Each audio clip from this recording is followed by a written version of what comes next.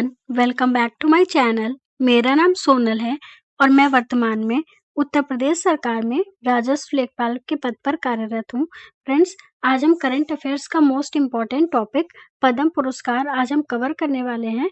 इसकी आपको सारी थ्योरी इसमें आपको देखने को मिलेगी और ये ऐसा टॉपिक है जो आपको हर एग्जाम में देखने को मिलेगा। तो चलिए शुरू करते हैं इस पद्म पुरस्कार के बारे में। भारत के सर्वोच्च नागरिक सम्मानों में से एक है। पद्म जो पुरस्कार है वो भारत का सर्वोच्च नागरिक सम्मानों में से एक है और ये किस क्षेत्र में दिया जाता है? देखिए, कला, समाज सेवा, विज्ञान, उद्योग, चिकित्सा, साहित्य और खेल कूद के क्षेत्र में पद्म पुरस्कार आपका दिया जाता है।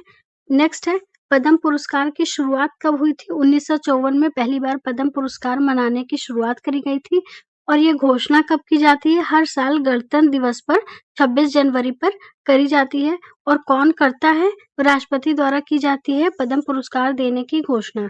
अब हमको ये देखना है, नेक्स्ट है आपका 1978, 1979 और 1993 से 1997 तक पद्म पुरस्कार नहीं दिए गए थे।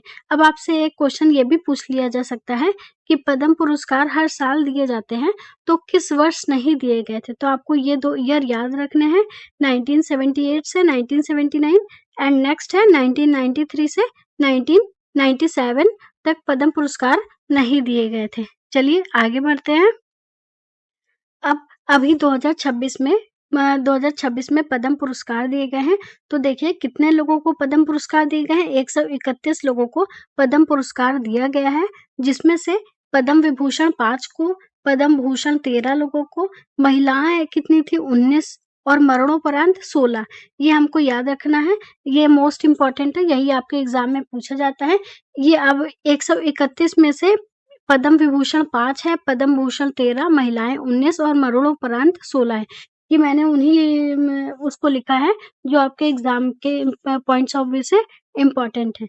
नेक्स्ट है, अब हम देखिए पद्म विभूषण 5 लोगों को दिया गया है।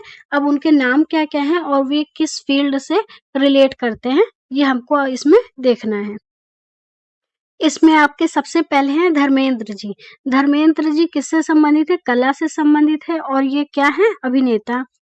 अब तो इनकी डेथ हो गई है। नेक्स्ट है एन राजम। ये कला में किसे? वायलिन बजाते थे, इससे संबंधित है और ये यूपी के रहने वाली हैं। और एन राजन जो है, जिनको पद्म विभूषण मिला है, वो एकमात्र महिला है, याद रखिएगा, एकमात्र महिला है। नेक्स्ट है वीएस अच्युतानंदन। ये सार्वजनिक मामले मतलब पब्लिक अफेयर्स से संबंधित है और केरल की रहने वाली हैं। ये एक्स सीएम है केरल की। के टी थॉमस, ये सार्वजनिक मामले से मतलब पब्लिक अफेयर्स से संबंधित है, ये भी केरल के हैं और ये न्यायपालिका मतलब जुडिशरी से संबंधित है। पी नारायण साहित्य एवं शिक्षा से संबंधित है के क्षेत्र में इनको दिया गया है और ये कहाँ के रहने वाले हैं? केरल के। ये पद्म विभूषण आपको 5 जरूर से याद रखने हैं। मेन इसमें आप याद रख लीजिएगा 5। Dharmendra, N Rajam, VS Achuthanandan, KT. Thomas और पी नारायण।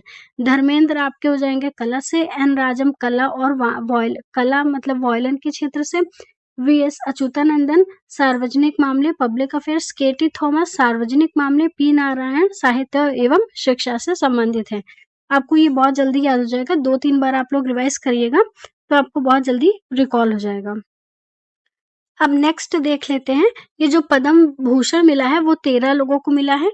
अब 13 में से 13 को याद कर लिए। इसमें देखिए पद्म विभूषण और भूषण ही मोस्ट इम्पोर्टेंट रहता है, तो वही मैंने इसमें करवाया है जो आपके एग्जाम के पॉइंट ऑफ व्यू से इम्पोर्टेंट है। इसमें 13 नाम आपको याद रखने हैं और ये किस फील्ड से संबंधित है इसको भी आप लोग को याद रखना है। पहला है अलका याग्निक। अलका याग्निक कला से संबंधित है, महाराष्ट्र से की रहने वाली है। कला मतलब ये अलका याग्निक जो है ये प्लेबैक सिंगर है। भगत कोश्यारी, ये सार्वजनिक मामले से संबंधित है, उत्तराखंड के रहने वाले हैं। कलीपति रामास्वामी चिकित्सा के क्षेत्र से है मतलब मेडिसिन और ये तमिलनाडु के रहने वाले हैं। श्री मममूर्ति कला से संबंधित है और ये केरल की रहने वाले हैं। नोरी दत्तात्रेय यूडू, ये चिकित्सा से संबंधित है और ये यूएसए अमेरिका के रहने वाले हैं। ये 5 आप लोग पहले याद करिए। नेक्स्ट है आपका पीयूष पांडे, जो कला के क्षेत्र में मिला है और महाराष्ट्र के रहने वाले हैं। एसकेएम नंदन समाज सेवा के क्षेत्र से हैं, तमिलनाडु के रहने वाले हैं।